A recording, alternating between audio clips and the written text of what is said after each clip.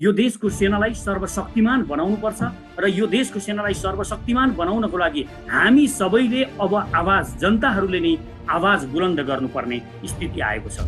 यो सेनाको संख्या घटाउने जुन प्रयास गरिएको छ यो इन्डियाको डिजाइनमा भइरहेको छ, त्यसकारण यो हामीले रोक्न जरुरी छ। यसैको खबरदारी गर्नको लागि र यी लेन्डुपे दलालहरू जो टिकिरहेका छन्, इन्डियाले जसलाई खरिद गरिसकेको छ, तिनीहरू यो देशको विरुद्धमा, यो मातृभूमिको विरुद्धमा र हामी नागरिकहरूको विरुद्धमा र यो देशको सेनाको विरुद्धमा अहिले हामीले तिरेको कर खाएर, हामीले तिरेको करको फत्ता खाएर उनीहरू त्यहाँ प्रयोग भइरहेका छन्। यो बडो गम्भीर अवस्था छ। आज कश्मीरीहरूको हालत हुन सक्छ। तपाईँ कश्मीरमा देख्नुहुन्छ आज त्यहाँ इन्डियन सैनिक गएर त्यहाँ कसरी पाप कर्महरू गरिरहेको छ, त्यहाँका जनताहरूलाई कसरी सताएको छ र त्यहाँका मुसलमानहरूमाथि जुन आक्रमण गरिरहेको छ, त्यहाँका छोरीचेलीहरूमाथि बलात्कार गरिरहेको छ। यो भयानक घटना अहिले इन्डियन सेनाले कश्मीरमा जुन गरिरहेको छ यो भोलि नेपालमा हुन्छ। यो रियल हामीले ल्याएनौँ, हामीले चाइनामा नाका ठिक ढङ्गले बन्दरगाह उपभोग गर्न सकेनौँ भने हामीलाई इन्डियाले फेरि केही वर्षमै आज भोलि अर्को प्रधानमन्त्री आउँछ, अर्को लुटे बेकममा प्रधानमन्त्री आउँछ, निकममा कायर प्रधानमन्त्री आउँछ र फेरि हामी त्यसै गरी हामी फस्छौँ र उसले फसाउँछ। माइतीघर मण्डलामा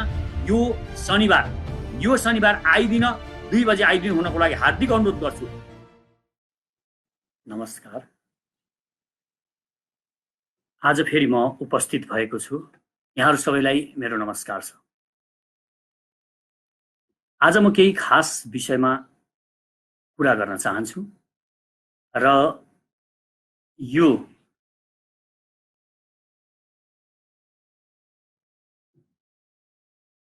हामीले यो शनिबार 6 गते माइतीघर मण्डलामा 2 बजे एउटा विशेष प्रदर्शनी गर्न गइरहेका छौँ र यो एउटा भयमुक्त गराउने प्रदर्शनी हो भन्ने हाम्रो मान्यता छ र हामीभित्र जुन कायरता भरिएको छ, हामीलाई डर भइरहेको छ र यो डरको कारणले हामीलाई कुनै पनि काम गर्नको लागि एक किसिमको सङ्कोच हुने गर्दछ, हामीलाई आफैप्रति पनि विश्वास नहुने गर्दछ।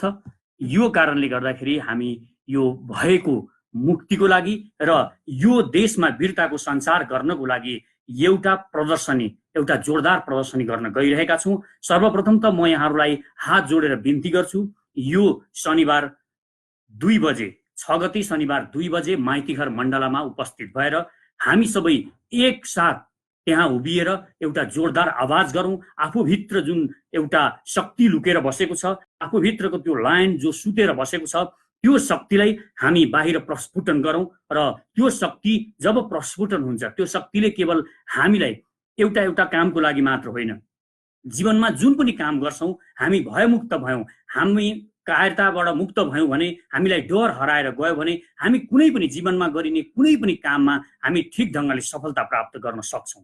यसको लागि पनि हामीले यो भयमुक्ति आन्दोलन गर्नु जरुरी छ र यसलाई देशभरि हामीले पुर्याउन पनि जरुरी छ। केही साथीहरू यसरी एक्लै कराएर के हुन्छ, फेसबुकमा सामाजिक सञ्जालहरूमा मात्र बोलेर के हुन्छ भनेर मलाई भन्ने गर्नुहुन्छ, तर वास्तवमा मैले भन्ने पनि गरेको छु, बोलेर धेरै कुरा हुन्छ र हामीले त्यो आन्दोलन, यो जुन प्रदर्शनी हामी गर्न गइरहेका छौँ माइतीघर मण्डलामा शनिबार 2 बजे, त्यो प्रदर्शनी खास के उद्देश्यले हामी गर्न गइरहेका छौँ म यो कुरा पहिला यहाँहरू समक्ष राख्न चाहन्छु। सर्वप्रथम त हाम्रो उद्देश्य छ यो देशको सेनालाई सर्वशक्तिमान बनाउनुपर्छ र यो देशको सेनालाई सर्वशक्तिमान बनाउनको लागि हामी सबैले अब आवाज, जनताहरूले नै आवाज बुलन्द गर्नुपर्ने स्थिति आएको छ। यो देशको सेनालाई पहिला हामी जनताहरूले बचाउन आवश्यक भएको छ। हामीले यो देशको सेनालाई बचायौँ भने र यो शक्तिशाली सेना यसलाई बनायौँ भने यो सेनाले जसलाई हामी बचाउँछौँ त्यो सेनाले हाम्रो देश बचाउँछ भन्ने मलाई र धेरै अहिले नेपाली जनताहरूलाई यो विश्वास छ। आज यो सेनामाथि भयङ्कर, हाम्रो नेपाली सेनामाथि इतिहासदेखि नै भयङ्कर षड्यन्त्रहरू भइरहेका छन् र अहिले पनि एक किसिमको भयानक षड्यन्त्र यहाँ भइरहेको छ। त्यसकारण हामीले यो आन्दोलनको घोषणा पनि गर्नु परेको। आवाज सुनिराख्नु भएको छ कि छैन, कृपया यहाँहरू सबैलाई मेरो नमस्कार छ। आवाज सुनिराख्नु भएको छ कि छैन एकचोटि कमेन्ट गरिदिनु होला, म हार्दिक रिक्वेस्ट पनि गर्छु। शङ्का लागिराखेको छ मलाई, कतै मेरो कुरा सुनिराख्नु भएको छैन कि भनेर। म कमेन्ट हेरिराखेको छु यहाँ, कसैको कृपया आवाज सुन्दैछु भनेर मलाई लेखिदिनु होला कृपया।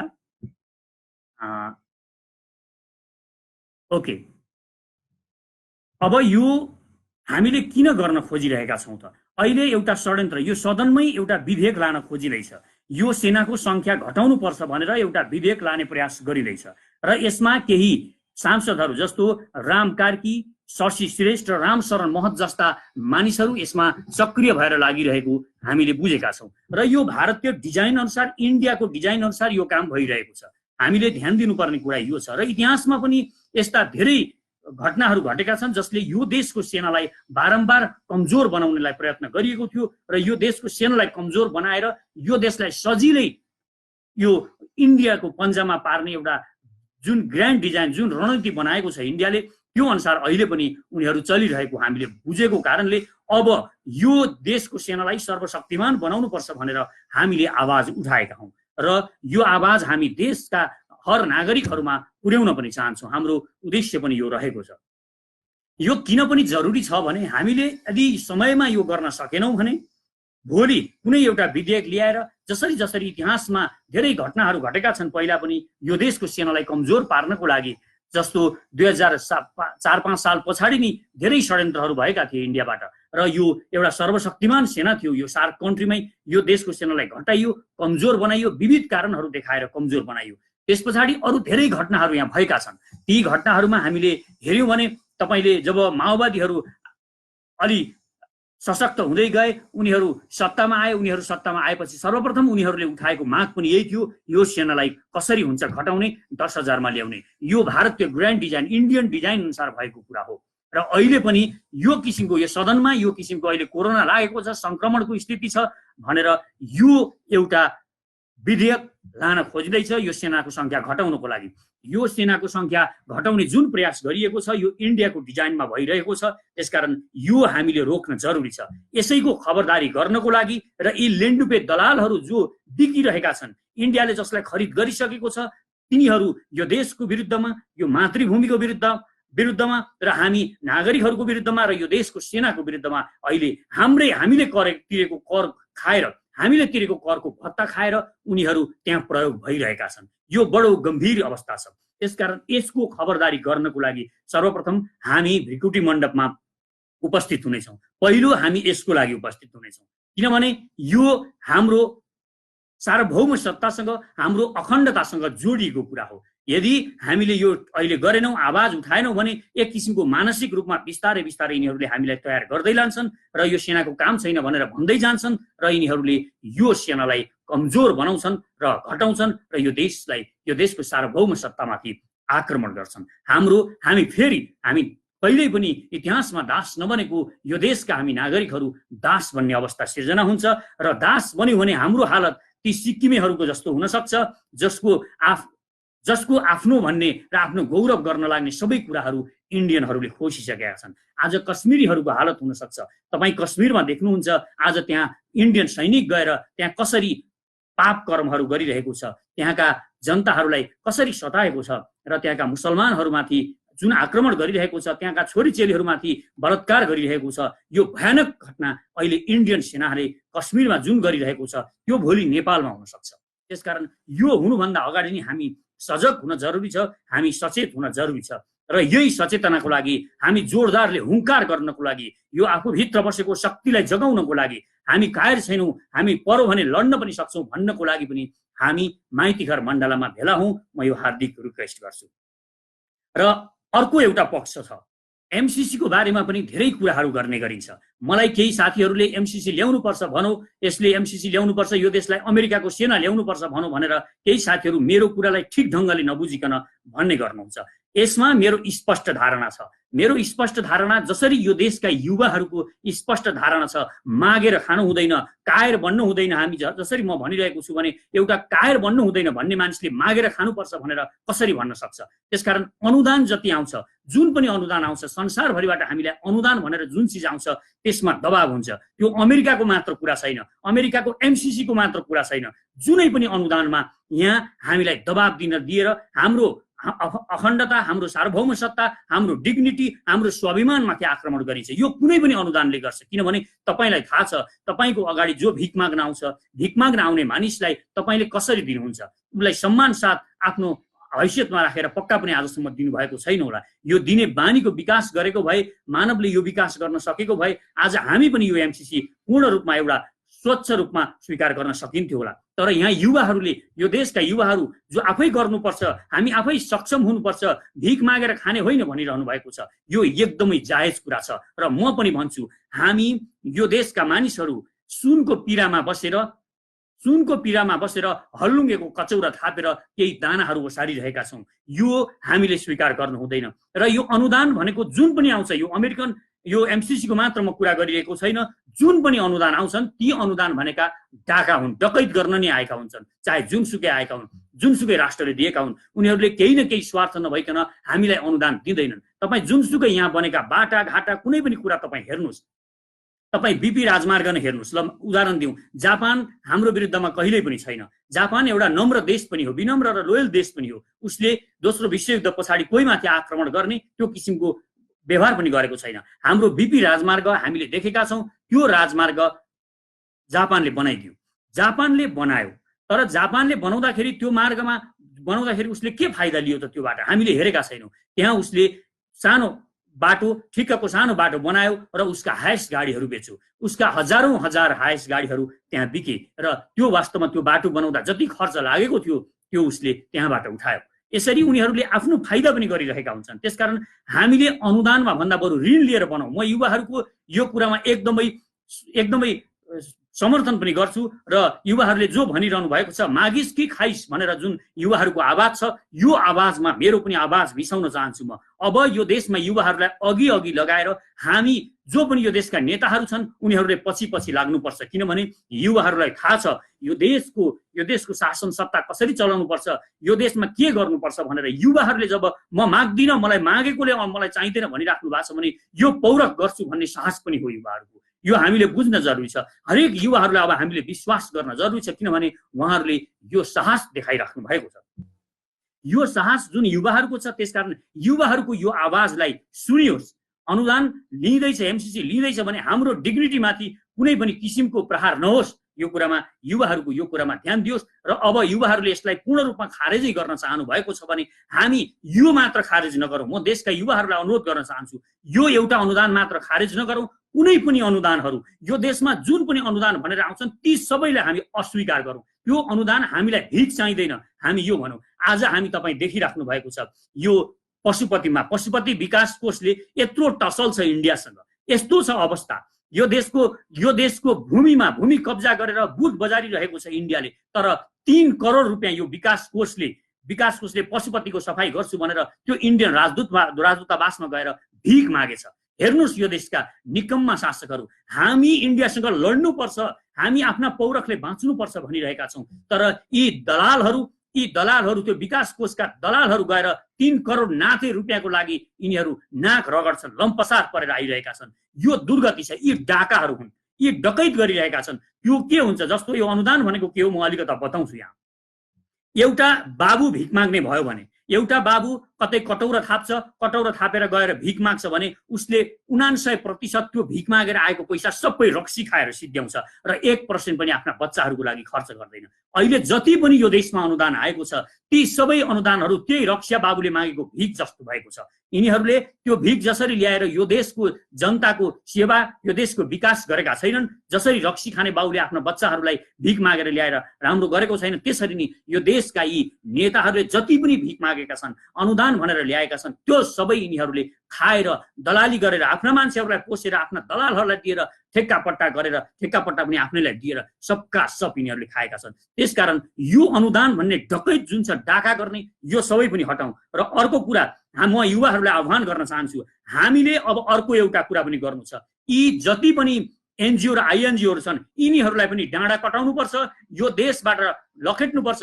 यी दुले चोरहरू हुन्, यी दुले चोरले हामी बीचमा विभाजन ल्याइरहेका छन्। हाम्रो सार्वभौम सत्तामाथि यिनीहरूले भित्रै दुलो पारेर भुवाङ पारेर हामीलाई जसरी एमसीसीले माथिबाट अट्याक गर्न खोजिरहेको छ नेताहरूमा, त्यसरी नै यी दुले चोरहरूले, यी एनजिओ र आइएनजिओहरूले तलबाट हामीलाई खोतलिकन हामी आँटिसकेका छन्। यिनीहरूले हामीलाई निकम्मा बनाइरहेका छन्। हामी पौरखी जाति हौँ, हामी पौरख गर्छौँ, हामी लड्न सक्छौँ, संसारमा गएर लड्न सक्छौँ भने हामी हाम्रो देशको विकास पनि गर्न सक्छौँ। यो आत्मविश्वास हामीले सिर्जना गर्न अब जरुरी छ र युवाहरूको यो आवाजलाई हामीले देशव्यापी बुलन्द गर्न पनि जरुरी छ। र अर्को कुरा पनि यो सबै यो आवाज उठाउनको लागि हामी एकपटक यो देशका सारा युवाहरू एकपटक जमघट हुन जरुरी छ। र यो जमघटको लागि यो शनिबार यहाँहरूलाई म अनुरोध पनि गर्छु, जसरी हुन्छ कुनै पनि समस्याहरू जस्तासुकै समस्याहरू हुन्, तपाईहरू कृपया एकपटक माइतीघर मण्डलामा आउनुहोस्। 2 बजे माइतीघर मण्डलामा एउटा विशाल प्रदर्शन गरौँ। हामी यो दिल्लीतिर फर्किएर हामी गर्ज्यौँ। हाम्रो गर्जनाको ठुलो महत्त्व छ। त्यहाँ गर्जेर दिल्ली फर्किन्छ भनेर केही साथीहरू मलाई भन्ने गर्नुहुन्छ, तर तपाईले त्यहाँ मात्र होइन, तपाईले घरका छतमा गएर गर्जिनुहुन्छ भने पनि त्यसको महत्त्व छ। तपाईँ कोठामा गर्जिनुहुन्छ इन्डियाको विरुद्धमा भने पनि त्यसको महत्त्व छ। हाम्रो सिमाना मिच्नेका, हाम्रो सीमाको रक्षाको लागि हामी जहाँ गर्जिन्छौँ, जहाँ बोल्छौँ, त्यसको एक एक हाम्रो गर्जनाको, हाम्रो आवाजको महत्त्व हुन्छ। तपाईले सोच्नुहुन्छ भने पनि महत्त्व छ। बोल्ने मात्र होइन, तपाईले सोच्नुहुन्छ भने पनि यसको भयानक महत्त्व छ। त्यसकारण यसलाई नजरअन्दाज नगरौँ र हामीलाई कम आँकेर, हामीलाई कमजोर बनाउन खोजेर, हामीलाई हतोत्साहित गराउन खोजिरहेको छ। केही मानिसहरू फलानो जस्तो भयो, फलानो जस्तो भयो, ठुला कुरा गर्छस्, ठुला कुरा मात्र गरिन्छ भनेर भनिरहेका छन्, मलाई हतोत्साहित गर्न खोजिरहेका छन्। र यिनीहरूलाई म भन्न चाहन्छु, यस्ता हतोत्साह हामीलाई गर्नेहरू यी इन्डियाका गोटी हुन्। यिनीहरू उताको विचारधाराबाट चलिरहेका छन्, मलाई थाहा छ। र म एउटा कुरा, जसले बुझिराख्नु भएको छैन यो आत्मविश्वासको महत्त्व कति हुन्छ, जसले बुझिराख्नु भएको छैन, तपाईँ केही साइकोलोजीका ट्रिपहरू तपाईँ सामाजिक सञ्जाल चलाउनुहुन्छ, तपाईँले प्रयोग गरिरहनु भएको छ। तपाईँ सामाजिक सञ्जालमा गएर केही मोटिभेसनल स्पिचहरू सुन्नुहोस्, हेर्नुहोस् ती मोटिभेसनल कुराहरू, र साइकोलोजी के हो, माइन्डले कसरी काम गर्छ, यो थट प्रक्रिया के हो, यसको बारेमा बुझ्नुहोस्। अनि यो बोल्नुको महत्त्व, यो आफूमा यो पावर एकीकृत गर्नुको महत्त्व तपाईँले बुझिहाल्नुहुन्छ। मैले यहाँ भनिरहनु पर्दैन, मैले यो कुरा गरेँ। र अर्को कुरा म फेरि पनि यहाँ जोड्न चाहन्छु, र हामीले अर्को पनि आन्दोलन एउटा उठाउनु पर्ने जरुरी छ। हाम्रा दाजुभाइ दिदीबहिनीहरू यहाँ आफ्ना परिवारसँग बसेर, आफू परिवारसँगै बसेर आफ्नो रुखा सुखा जे जस्तो हुन्छ यहीँ खाएर बसौँ भन्ने चाहना हुँदा हुँदै पनि आफ्नो परिवारको खुसीको लागि, आफ्ना बच्चा बच्चीलाई पढाउनुको लागि विदेशमा गएर बस्नु भएको छ। उहाँहरूलाई कति पनि मन छैन त्यो अर्काको भूमिमा गएर आफ्नो परिवार छोडेर बस्ने, आफ्नो देश छोड्ने, आफ्नो मातृभूमि, आफ्नो माटो छोडेर त्यो दूर दराजमा गएर बस्ने कुनै रहर उहाँहरूलाई छैन। उहाँहरूलाई बाध्यता छ, हामीलाई आइसोलेट गरिएको छ। उहाँहरू कुनै योग्यता नभएर विदेश जानु भएको होइन। यहाँ अयोग्यहरूले यो देशमा शासन चलाए। आफ्ना नाता, आफ्ना नजिकका मान्छेहरू, छोरा छोरी, भान्जा भान्जी, साला साली र जो पनि हुन्छन्, आफ्ना पैसा खाएर, पैसा लिएर यिनीहरूले सबैलाई पदमा पुर्याइरहेका छन्। र हामी जति पनि एउटा ठुलो वर्ग छ युवाहरूको, त्यसलाई आइसोलेट गरिएको छ, अलग थलग गरिएको छ। र हामीलाई यो लोकतन्त्रको मूलधारबाट अलग्याएर विदेशमा भाँसिनको लागि बाध्य बनाइएको छ। उहाँहरू आज यो कठोर परिश्रम गरिरहनु भएको छ, संसारभरि छरिएर यो जुन कठोर परिश्रम गरिरहनु भएको छ र रगत पसिना बगाएर यहाँ पैसा पठाउनुहुन्छ, त्यो रेमिट्यान्सको दुरुपयोग कसरी भइरहेको छ यो पनि बुझ्न जरुरी छ। तपाईँ हेर्नुहोस् यहाँ के गरिँदैछ। रेमिट्यान्स हामीलाई यहाँ डलर आउँछ, यो देशमा डलरको महत्त्व छ। हामीलाई डलर, भोलि यो देशलाई साँच्चै नै इन्डियाले आक्रमण गरौँ र त्यो बेला हतियार किन्नु पर्यो, हामीले वास्तवमै हामीलाई हतियारको जरुरी पर्यो भने डलरको सख्त जरुरी पर्छ। तर अहिले हाम्रा दाजुभाइहरूले उहाँ रगत पसिना बगाएर कमाएको त्यो डलर यहाँका दलालहरूले कसरी खर्च गरिरहेका छन्, तपाईँ यो सुन्दा अचम्म लाग्छ। यिनीहरू महँगा महँगा गाडीहरू किन्छन् केवल यो कमिसनको लोभमा। कमिसन जुन त्यो गाडी किन्दाखेरि यिनीहरूलाई ती विभिन्न कम्पनीहरूसँग मिलेर यिनीहरू गाडी किन्छन्, अरू सरसामान जति पनि किन्ने मात्र कुरा गर्छन्, यिनीहरू विदेशबाट ल्याउने मात्र कुरा गर्छन्। यो देशमा उद्योग धन्दाहरू स्थापित गर्ने कुरा यिनीहरू गर्दै गर्दैनन्। यो देशमा किसानलाई बलशाली बनाउने कुरा यिनीहरू कुनै पनि हालतमा गर्दैनन्। यहाँ मल कारखाना खोल्ने कुरा यिनीहरू कहिल्यै गर्दैनन्। यहाँ नहर बनाउने कुरा यिनीहरू कहिल्यै गर्दैनन्। यिनीहरू खालि विदेशबाट गाडी र यी विविध कुराहरू किन्ने मात्र कुरा गर्छन्। किनभने यिनीहरू त्यो डलर, तपाईँले पठाउनु भएको डलर छ, त्यो डलरको यिनीहरू दुरुपयोग गरिरहेका छन्। र अब राष्ट्रिय नीति ल्याउनु पर्छ। कुनै पनि आवश्यकता नभई डलर आफ्नै स्वविवेकले कमाएको डलर छ भने मात्र खर्च गर्ने। रेमिट्यान्सबाट आएको डलर कसैले पनि कुनै पनि फजुलका कुराहरू किनेर खर्च गर्न नपाउने यो नियम पनि हामीले बनाउन जरुरी छ। अहिले हामीसँग राष्ट्र बैंकमा कति डलर होला एकचोटि हामी कल्पना गरौँ। यहाँ अरबौं डलर हुनु पर्थ्यो, खरबौं डलर हुनु पर्थ्यो। यति धेरै पैसा यहाँ आएको छ। तर मलाई लाग्छ यो देशको, यो सरकारसँग रिजर्भमा अहिले 10 लाख डलर पनि छैन होला। यति निकममा यिनीहरूले त्यसरी चुसेर सारा बाहिरबाट आएको पैसा समेत सकेका छन्। आफूहरूले डलर आम्दानी गर्नको लागि, पर्यटनको विकास गर्नको लागि यिनीहरूले केही गर्न सकेका छैनन्, गर्दा पनि गर्दैनन् यिनीहरूले। र यिनीहरू सक्न मात्र, जुन रेमिटेन्सबाट आएको छ त्यो सक्ने मात्र काम गरिरहेका छन्। यो देश लुटेकै छन्। हर मान्छे यो देश लुट्न लागेको छ। जो सत्तामा छन्, जो ठुला पार्टीहरू छन्, सत्ता सञ्चालन गरिरहेका छन्, त्यसकारण यिनीहरू लुटिरहेका छन्। देश लुट्नमा मात्र यिनीहरूको ध्यान छ।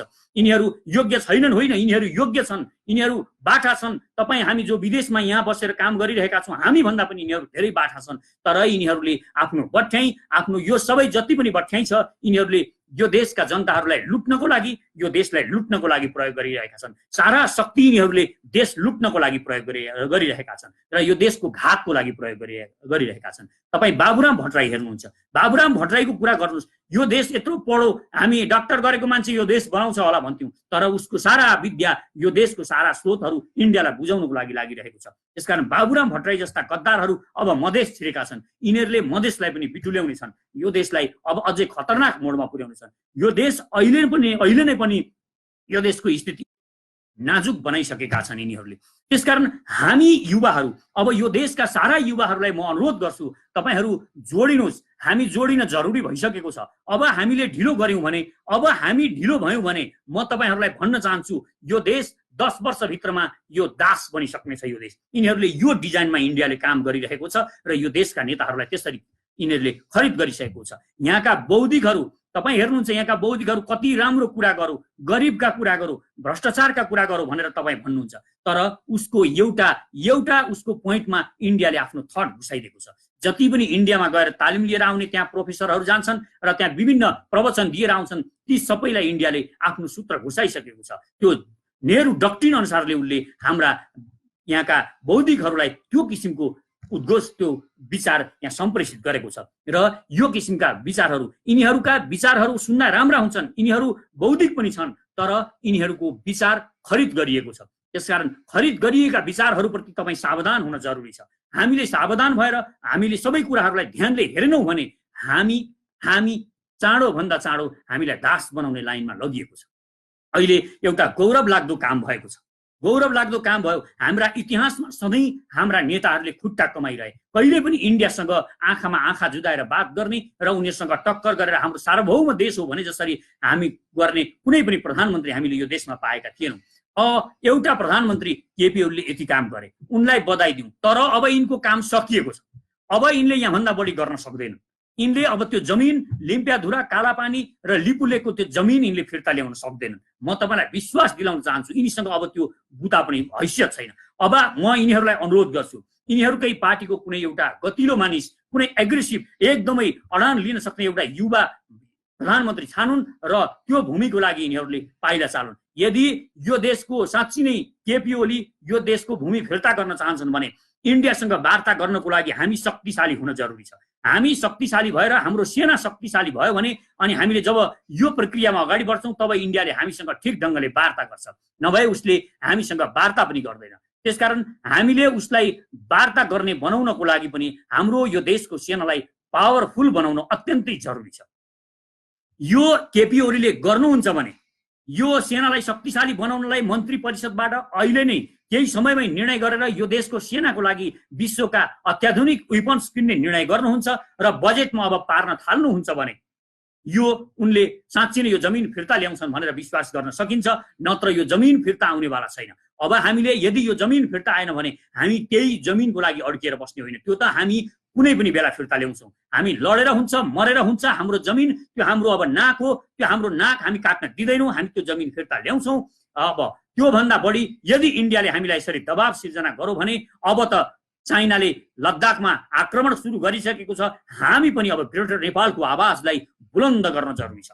हामी यो ग्रेटर नेपालको आवाज विश्वभरि थर्काउन जरुरी छ। हामी कायर भरेर बस्ने होइन। म देशका नागरिकहरूलाई अनुरोध गर्छु, तपाईहरू ठुलो कुरा नगर, ठुलो कुरा नभर भनेर आफूभित्र कायरता नभर्नुहोस्, तपाईँ आफूलाई कमजोर नबनाउनुहोस्। तपाईँ पनि वास्तवमा यो रक्त सञ्चार नयाँ किसिमले गर्नुहोस्। जुन थट सोचिराख्नु भएको छ तपाईँ, म गर्न सक्दिनँ, यो मबाट हुन सक्दैन भन्ने सोच्नु भएको छ, तपाईँको सोचको कारणले तपाईँले गर्न नसक्नु भएको। तपाईँ वास्तवमा गर्न सक्नुहुन्छ, यो क्षमता तपाईँसँग छ। तपाईँ जुन पनि काम सोच्नुहुन्छ त्यो कामलाई तपाईँले सोचेर माइन्डमा, तपाईँ जब माइन्डमा सफल हुनुहुन्छ तब तपाईँ गर्न सक्नुहुन्छ।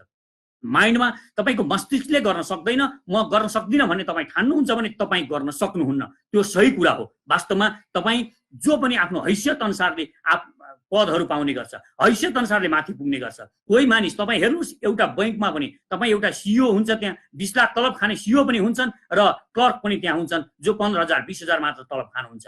उहाँ क्लर्कलाई के लाग्छ, अब सिइओले यत्रो पैसा पाउने, मैले नपाउने, यो के भयो भनेर उहाँलाई लाग्न सक्छ। यो लाग्नु स्वाभाविक छ। तर वास्तवमा उहाँले आफ्नो हैसियत बढाउने, जुन सोच बढाउने कुरा छ त्यो गरिराख्नु भएको छैन। म सिइओ हुन्छु भनेर जब एउटा क्लर्कले सोच्न थाल्नुहुन्छ र त्यो अनुसारले व्यवहार गर्न थाल्नुहुन्छ, त्यो अनुसारले एक्सन गर्न थाल्नुहुन्छ, तब वास्तवमा भोलि उहाँ पनि 20 लाख तलब खाने बन्नुहुन्छ। तपाईँ आज गाउँमा खेल्दै हुनुहुन्छ, टोलमा खेल्दै हुनुहुन्छ, तपाईँ पहाडका कन्दराहरूमा खेल्दै हुनुहुन्छ, तर तपाईँ दिमागमा सोच्नुहोस्, माइन्डमा सोच्नुहोस्, म एक दिन ओलम्पिक जित्छु भनेर तपाईँ जित्न सक्नुहुन्छ। यो सोच अनुसारले जब तपाईँ सोच्नुहुन्छ तब तपाईँ त्यो सोचले तपाईँलाई काम पनि गराउन थाल्छ। सोच यत्तिकै आउँदैन। जब तपाईँ सोच्न थाल्नुहुन्छ तपाईँलाई त्यसले गर्नको लागि प्रेरित गर्छ र तपाईँ एक्सन सुरु गर्नुहुन्छ। एक्सन गराउँछ सोचले। सोचको प्रमुख काम यो हो। र एक्सन भनेको अभ्यास हो। अभ्यासले मानिस महान बन्ने हो। कोही पनि मानिस, यो संसारको कोही पनि मानिस सफल भएको छ, महान भएको छ भने ऊ जन्मिँदै उसकी आमाको पेट भिआइपी भएर ऊ महान भएको होइन। तपाईँकी आमाको पेट चाहिँ भिआइपी छैन र उसको चाहिँ भिआइपी छ भन्ने नठान्नुहोस्। तपाईँ हामी जो पनि जन्मिएका छौँ सबै एउटै तरिकाले जन्मिएका हुन्छौँ। सबैका आमाका पेटहरूमा सबै आमाका पेटहरू भिआइपी हुन्। त्यसकारण तपाईँले कमजोर आफूलाई नठान्नुहोस्, अभ्यास सुरु गर्नुहोस्। अभ्यास गरौँ भने के हुन्छ, जस्तो तपाईँ साइकल कुदाउनुहुन्छ भने तपाईँ एकचोटि सोच्नुहोस्, तपाईँ सुरुमा साइकल कुदाउँदाखेरि तपाईँलाई के भएको थियो? तपाईँ पाइडलमा खुट्टा टेक्न साथ तपाईँ लड्नु भएको थियो। तपाईँ जब पाइडलमा अलिअलि टेक्न जान्नुभयो, तपाईँ चढ्न सक्नु भएन, पाइडल चलाउन खोज्नुहुन्छ, ह्यान्डल बटारिन्छ, तपाईँ लड्नुभयो र बिस्तारै बिस्तारै तपाईँले साइकल कुदाउन सिक्नुभयो। साइकल कुदाउँदा कुदाउँदै आज तपाईँ स्पिडमा एकदम गतिमान भएर साइकल कुदाउन सक्नुहुन्छ र तपाईँले देख्नु भएको छ, तपाईँ स्टन्ट गर्ने, साइकलमा स्टन्ट गर्ने, पहाडका चुचुरा टुप्पा टुप्पामा लगेर साइकल कुदाउने मानिसहरू पनि तपाईँले देख्नु भएको छ। ती मानिसहरू पनि तपाईँ जस्तै एक दिन साइकल पाइडलमा खुट्टा राख्दाखेरि लड्ने गर्थे। तिनीहरूले अभ्यास गरिरहे र अभ्यासले उनीहरूलाई महान बनाएको। त्यसकारण मान्छे महान बन्छ, अभ्यासले बन्छ। अभ्यास गर्नुभन्दा अगाडि तपाईँले माइन्डमा म सक्छु भन्ने सोच्नुपर्छ। यो सोच्नुहोस्। तपाईँलाई एउटा अर्को यो किन म भनिरहेको छु, म यत्तिकै म मानिसमा धेरै मानिसहरूले जुन भनिरहेका छन्, फोकटमा कुरा गरिरहेको छ, उत्तेजना फैलाइरहेको छ भनेर केही मानिसहरू भन्ने गर्छन्। उनीहरूले मोटिभेसनको शक्ति, यो पावर, यो प्रेरणाको शक्ति बुझेका छैनन्। उनीहरू अज्ञानी छन्। उनीहरूलाई बुझाउन जरुरी छ। र यो जुन शक्ति आज म जुन भनिरहेको छु, तपाईँ सुरु गर्नुहोस्। म सक्छु भनेर कुनै काम गर्नुहोस्। तपाईँ आज लोकसेवामा नाम निकाल्न सक्नु भएको छैन हो, तपाईँलाई लाग्छ यो म सक्दिनँ होला भन्ने, तपाईँ आजदेखि सोच्न सक्छु म भन्ने सोच्न थाल्नुहोस् र तपाईँ अध्ययन सुरु गर्नुहोस्। तपाईँ सक्नुहुन्छ। कुनै पनि मानिसले र जो पनि मानिसहरू हामीले के सोच्ने गर्छौँ, एउटा बाठो, एउटा यो जनजातिको छोरो बहादुर हुन्छ भनेर हामी किन सोच्ने गर्छौँ, हामी किन भन्ने गर्छौँ? वास्तवमा उनीहरू यस्तो सोचेको कारणले यो बहादुरिता कहाँबाट आउँछ? एउटा सेना क्षेत्रीको छोरो, एउटा जनजातिको छोरो, एउटा वीर गोर्खाली छोरोमा यो बहादुरिता कहाँबाट आयो? किनभने हामीले यो सोच्ने गर्छौँ। हामी बहादुर हौँ भन्ने हामी सोच्ने गर्छौँ। त्यो कारणले हामी लड्न सक्छौँ, जहाँ पनि लड्न सक्छौँ। हामीसँग यो क्षमताको विकास हुन्छ।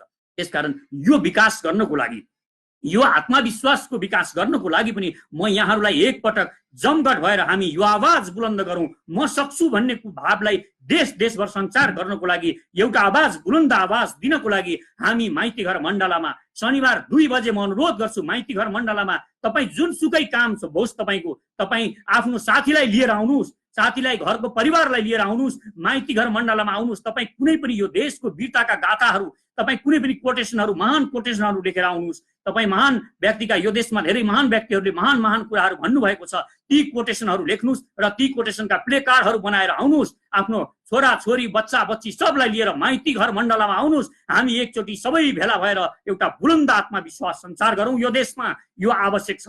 हामीलाई कायर बनाइँदैछ। हामी कायरता स्वीकार गर्नु हुँदैन।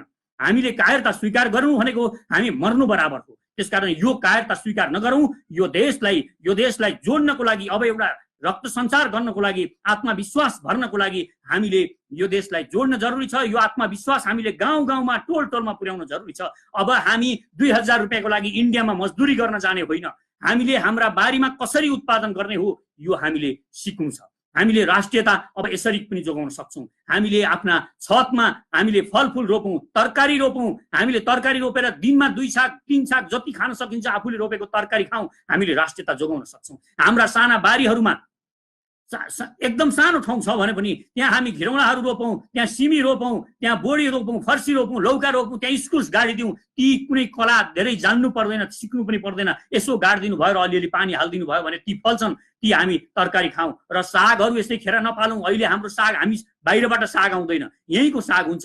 त्यो सागलाई कुटकाट पारेर गुन्द्रुक बनाऊ र दिनमा नसके पनि हामी 7 दिनमा 1 छाक भए पनि गुन्द्रुकको खाउँ र दाललाई बहिष्कार गरौँ। यदि हामीले दाल 1 छाक मात्र खाएनौँ भने पनि हामी यो देशको अरबौं पैसा जोगाउँछौँ। त्यसकारण हामी सबैले अब यो राष्ट्रियताको भावनाले सोचौँ। हामी यो देशलाई बलियो बनाउन चाहन्छौँ भने केवल विदेशबाट सामान किनेर यो देश बलियो हुँदैन।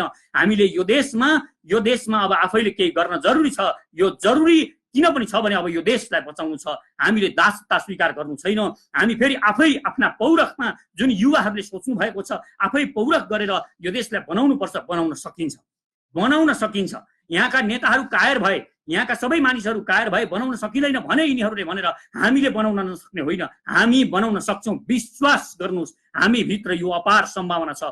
हामी सुनको पिरामा बसेर सिलावरको कचौरा लिएर भिख मागिरहेका छौँ। हामी सुनको कचौराको एउटा कथा पनि, म सुनको पिराको कथा पनि तपाईँलाई जोड दिन चाहन्छु। यो महत्त्वपूर्ण कथा छ, यो जोड्न चाहन्छु म। एउटा भिखारी फुटपाथमा बसेर भिख माग्ने गर्थ्यो। उसँग एउटा पिरा थियो। पिरा त्यसलाई छालाले मोडेको थियो र त्यहाँभित्र के थियो उसलाई थाहा थिएन। उसका बाबुले मर्ने बेलामा उसलाई यो पिरा कहिल्यै पनि नछोड्नु है, तिमी पनि केही मर्ने पर्ने अवस्था आयो, मर्ने बेलामा तिमीले आफ्नो छोरालाई दिनु, यो पिरा नछोड्नु भनेर उनका बाबुले उनलाई त्यो पिरा दिएका रहेछन्। त्यो पिरा ओछ्याउँथे र सधैँ भिख उनी त्यो पिरामा बसेर माग्ने गर्थे। एक दिन एउटा विद्वान मानिस त्यो बाटो भएर जाँदै रहेछन्। उनले एक दिन त्यो भिखारीले जब उनीसँग भिख माग्न थाल्यो, भिक्षा मागो, तब उनले त्यो भिखारीलाई भने तिम्रो पिरामा के छ? भिखारीलाई सोधे। भिखारीले भन्यो मलाई थाहा छैन के हुन्छ यस्तो पिरामा, केही छैन, मलाई बुवाले बस्न दिनुभएको, चिसो लाग्छ भनेर म बसिरहेको छु, मलाई थाहा छैन। एकचोटि तिम्रो पिरामा हेर के रहेछ, तिमी वास्तवमा गरिब होइन, तिमी महान धनी मानिस हो। ती बौद्धिक मानिसले भनिदिए र उनी हिँडे। त्यो अचम्म लाग्यो, यसले मलाई बेकुफ बनाएको होला भन्ने लाग्यो त्यो भिखारीलाई। मतलबै गरेन, दिनभरि भिख मागिरह्यो, दिनभरि भिख मागो। अलिकति कचौरामा 20-50 रुपियाँ भेला पारो, घरमा गयो, चामल किन्यो र खायो, पकायो खायो र बेलुका एकचोटि उसले फेरि सम्झियो यो के भनेको होला यसले, एकचोटि यो पिरा हेर्नु पर्यो। उसले त्यो पिरा खोल्यो, त्यो पिरा च्यात्यो, त्यो छाला च्यातेर फ्याँक्यो र त्यहाँभित्र हेर्दाखेरि एउटा बाकस जस्तो सानो सानो रहेछ। त्यो काठले बेरेको रहेछ र त्यो पनि उसले फोरेर हेर्यो। त्यो फोरेर हेर्दा त्यहाँ सुन, हिरा र मोतीहरू रहेछन्। वास्तवमा त्यहाँ उसँग करोडौं सम्पत्ति रहेछ।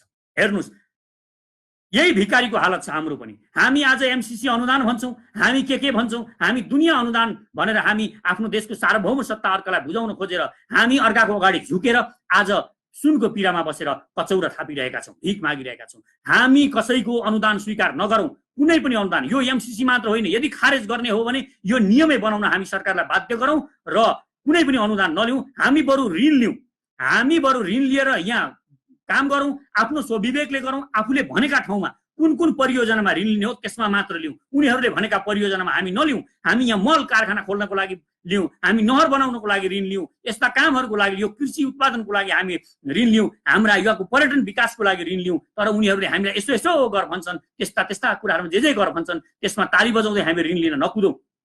अनुदान अस्वीकार गरौँ र ऋण लिउँ। त्यो ऋण लिएर हामी ऋण तिर्ने पौरख आफै गरौँ। यो देशमा धेरै गर्न सकिन्छ।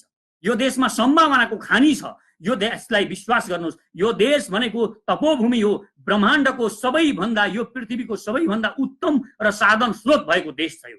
यो देशका साधन स्रोतको हामीले खन्न सकेका छैनौँ, उपयोग गर्न सकेका छैनौँ। यो हाम्रो कमजोरी हो। बौद्धिकता हामीमा पुगेन होला। हाम्रा नेताहरू बिके दलाल भए, सधैँ अर्काको चाकरी गरेर, चाप्लुसी गरेर, किनेर खाने मात्र गरे। यिनीहरूले हामीलाई निकम्मा बनाइरहेका छन्। केवल अर्काको भरमा बस्ने बनाउनु भनेको निकम्मा हुनु हो। जब तपाईँलाई अर्काले दिएर मात्र तपाईँ खानुहुन्छ भने एक दिन जब उसले दिन छोड्छ त्यो दिन तपाईँ दास बनिसकेको हुनुहुन्छ।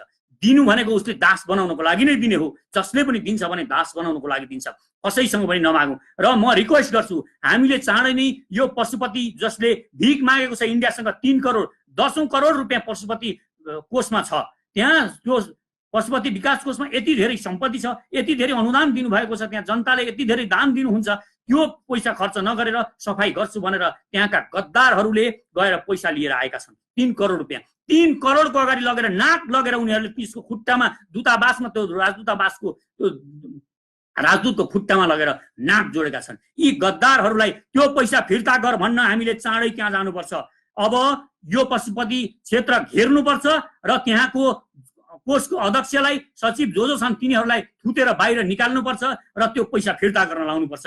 3 करोडको लागि अब गोर्खाली छोरोले जात फाल्दैन, अब आफै पौरख गर्ने हो, हामी सबै जाने हो पशुपति सभा गर्न। ती चोट्टाहरूको पैसा हामीलाई किन चाहियो? इन्डिया दलालको पैसा हामीलाई किन चाहियो? हामी हरेक नेपालीहरू जाउँ, हामी सबै जमघट गरौँ र हाम्रो पशुपति सभा गरेर हामी जान्छौँ। हामीले यो गर्न जरुरी छ। त्यसकारण म रिक्वेस्ट गर्छु, अब भिख नमागौँ, हामी भिख स्वीकार नगरौँ। यो भिख स्वीकार गरिन्जेल यो देश बन्नेवाला छैन। यहाँका एनजिओ आइएनजिओहरूलाई पनि कुटी कुटी खेल्न जरुरी छ। यी जो गाउँमा पस्छन् यिनीहरूलाई लखेटौँ, त्यहाँबाट लखेटेर यिनीहरूलाई देश निकाला गरौँ। सरकारले गर्दैन भने हामी गरौँ। त्यसकारण यो सरकार, यहाँका यी जति पनि नेकपाका कम्युनिस्टहरू छन्, यहाँका केही मानिसहरू इमानदार छन्, धेरै मानिसहरू इमानदार छन्, तर यहाँ दलालहरूले यसरी क्याप्चर गरेका छन्। आइएनजी को पैसा खाएर यिनीहरू यहाँ बोल्ने गर्छन्। त्यसकारण यहाँका दलालहरू, कांग्रेसका दलालहरू, जो राम्रा मान्छेको हामी कदर गरौँ, नराम्रा दलालहरूको खोजी गरौँ र जो पनि यिनीहरू यो देशलाई सर्वनाश गर्नको लागि उद्यत भएर लागिरहेका छन्, विदेशी आइएनजीहरूलाई यहाँ ल्याएर हामीमा भाँड भैलो मचाइरहेका छन्, हामीलाई जातिगत विभेद ल्याइरहेका छन्, कहिले कसैलाई दलित भएर उठाएका छन्, बाहुन भनेर उठाएका छन्, एक अर्कामा मधेसी भनेर हामीलाई जनजाति भनेर एक अर्कामा झगडा लाउने यिनीहरूले हामीलाई पुरा तारतम्य मिलाएका छन्। त्यसकारण यिनीहरूको जन्जालमा हामी नफसौँ, यिनीहरूलाई यो देशबाट निकाला गरौँ। जो पनि यो देशको बाहिरबाट आएको आइएनजी को पैसा खान्छ त्यो दलाल हो भनेर हामी निर्णय गरौँ र त्यसको नाम लिस्ट लेख्न थालौँ र टोल टोलबाट यिनीहरूलाई खेद्न जरुरी छ। र म रिक्वेस्ट गर्छु, म अनुरोध गर्छु, यो आवाजलाई तपाईँ आफ्नो आवाज बनाउनुस्। यो मेरो आवाज केवल मेरो आवाज होइन, यो तपाईको पनि आवाज हुनुपर्छ। यो 3 करोड नेपालीको आवाज हुनुपर्छ। जब यो आवाजलाई हामीले हाम्रो आवाज बनाउँछौँ तब मात्र यो देश जोडिन्छ अनि हामीलाई पौरख गर्ने साहस आउँछ। हामी वास्तवमा पौरखी जाति हौँ, हामी कसैसँग मागेर खाएको जाति होइनौँ, हामीले दिएर खाएका छौँ। हामीले केही 20-50 वर्ष अगाडि पनि दुनियाँलाई दिएका छौँ। त्यसकारण यो कुरामा विश्वास गरौँ, आफूलाई विश्वास गरौँ। पहिला म गर्न सक्छु भन्ने कुरामा विश्वास गरौँ। यो देशमा मजदुरको खाँचो छ, यो देशमा काम गर्ने बेलामा यहाँ मानिसहरूको खाँचो हुन्छ। यहाँ काठमाडौँमा तपाईँ हेर्नुहोस् कति धेरै बाहिरका इन्डियनहरू लाखौँ खरबौँ रुपियाँ यहाँबाट इन्डिया गएको छ, तर ती 2-4 लाख मानिसहरू इन्डियामा गएर वर्षमा 10-20 हजार पनि लिएर आउनुहुन्न। त्यसको विरोध गरेर हौवा पिटाइरहेको छ। कुनै पनि नेपालीले इन्डिया जानु पर्दैन, यो जरुरी छैन। यही काठमाडौँमा र यो देशका विकास कार्यहरूमा धेरै धेरै कामहरू हामी निकाल्न सक्छौँ र यही गर्नुपर्छ।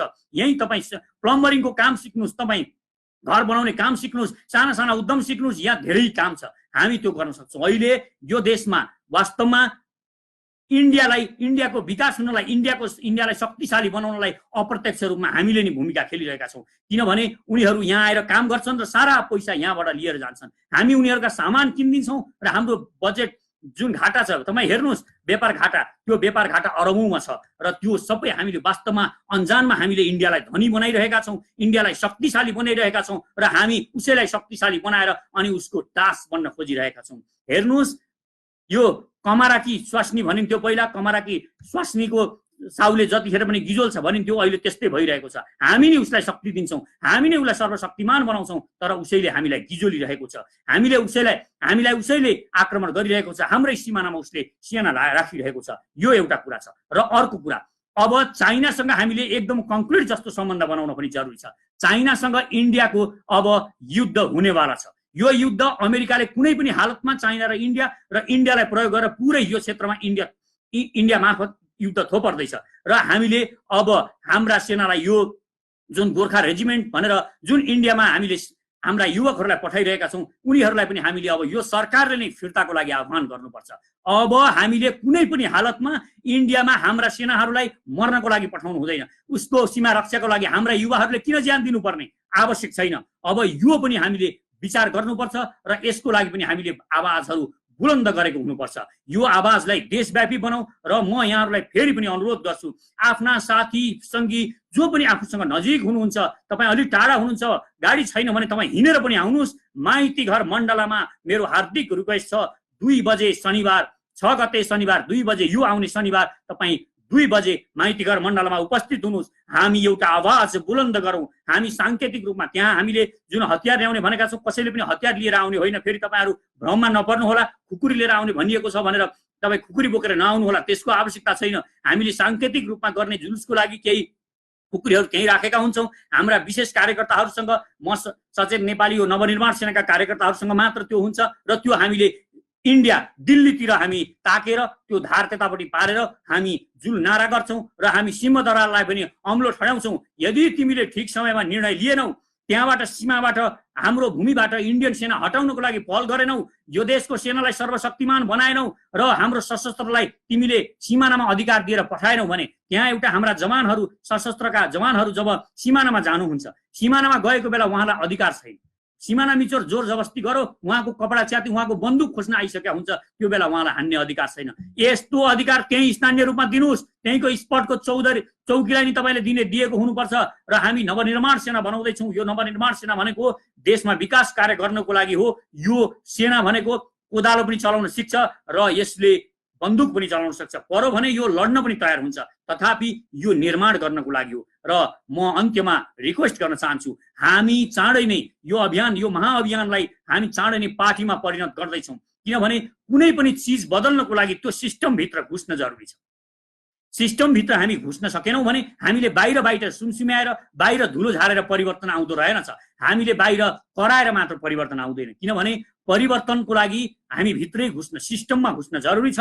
हामी सिस्टममा घुस्न चाहन्छौँ। अब यो युवाहरूलाई, यो देशका युवाहरूलाई हामी सिधै सिस्टममा लिएर जान चाहन्छौँ। र युवाहरूलाई मेरो रिक्वेस्ट छ, अनुरोध छ, तपाईँ जुनसुकै पार्टीमा हुनुहोस्, चाहे काङ्ग्रेसमा हुनुहोस्, चाहे कम्युनिस्टमा हुनुहोस्, चाहे राप्रपामा हुनुहोस्, तपाईँ यो देशलाई माया गर्नुहुन्छ, यो देशलाई सर्वशक्तिमान बनाउन चाहनुहुन्छ भने तपाईँ आउनुहोस्, माइतीघर मण्डलमा पनि आउनुहोस् यो शनिबार 2 बजे र हामीसँग जोडिनुहोस्। तपाईँहरू हामीसँग जोडिनुहोस् र नेतृत्व तपाईँहरू लिनुहोस्। अहिले हामीसँग कोही पनि नेता छैन, हामी कोही नेता छैनौँ र अहिले हामीले नेता बनाइरहेका छौँ, नेता खोजिरहेका छौँ। यो बेलामा नेतृत्व लिनको लागि तपाईँ आउनुहोस् र हामी मिलेर एउटा सामूहिक नेतृत्वमा यो देशलाई हामीले उठाउनुपर्छ। हामी सबै एकजुट भएर, र विशेषतः म महिलाहरूमा अनुरोध गर्न चाहन्छु, मेरो दिदीबहिनीहरू, तपाईँहरू कृपया जोडिनुहोस्, आउनुहोस्। हामीमा अहिले महिला नेतृत्वको एकदमै कम महसुस गरिरहेका छौँ, एकदमै कम हुनुहुन्छ।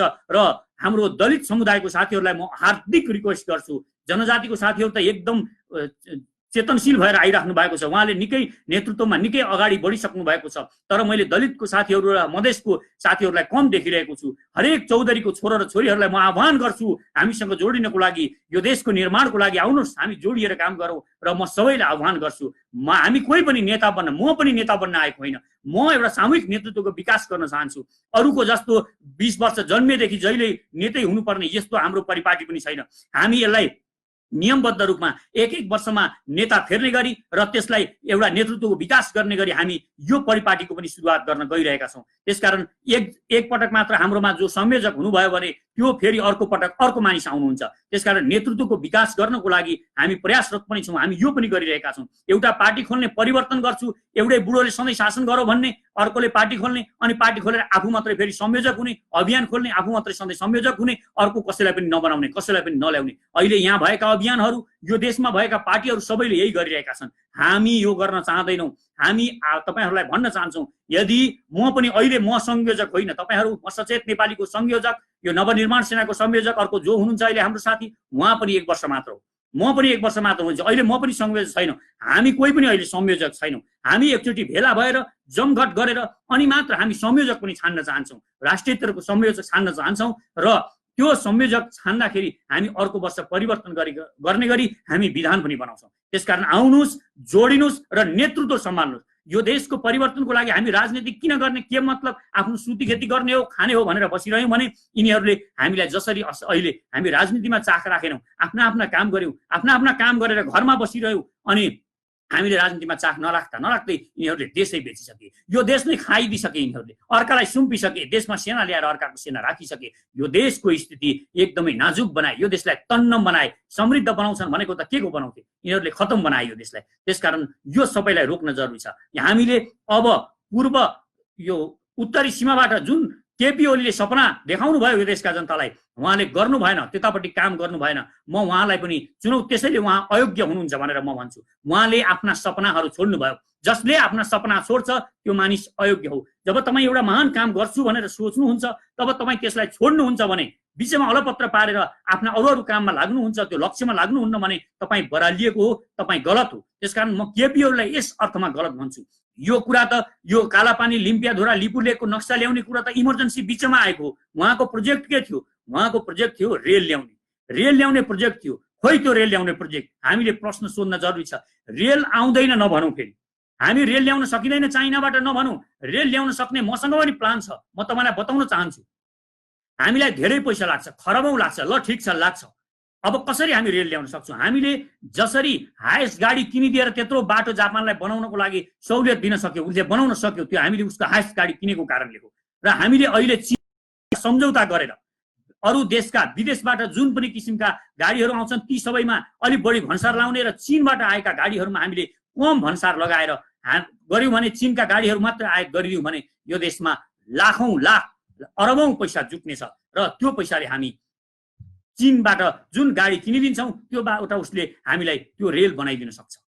हामीले आफै बनाउन सक्छौँ, मतलब यसरी हामी काम गर्न सक्छौँ। र यो गर्न सकिन्छ, यसको लागि पहल गर्न जरुरी छ, यो अत्यन्त आवश्यक छ।